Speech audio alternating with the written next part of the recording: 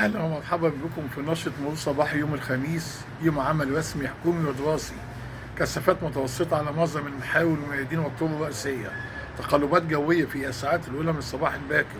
شبورة مائية كثيفة على الطرق الساحلية والزراعية والمطلة على المسطحات المائية، وأيضا سرعة رياح قد تصل إلى 30 كم في الساعة. تأمين شامل وكامل لكافة مناطق الأعمال.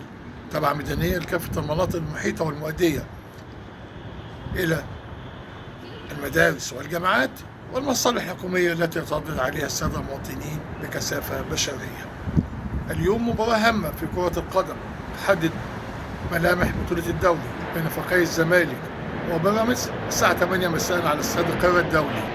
خدمات مرورية مكثفة بالمناطق المحيطة والمؤدية لاستاد القاهرة الدولي بهدف تسهيل وتسهيل الحركة المرورية ومنع الانتظار الخاطئ والمواقف العشوائية وإرشاد قيد السيارات إلى ساحات الانتظار البديلة، مع تأمين شامل وكامل لخطوط السير للحافلات الرياضية للفريقين ذهابا وإيابا اتجاه استاد القاهرة الدولي من مقر الإقامة.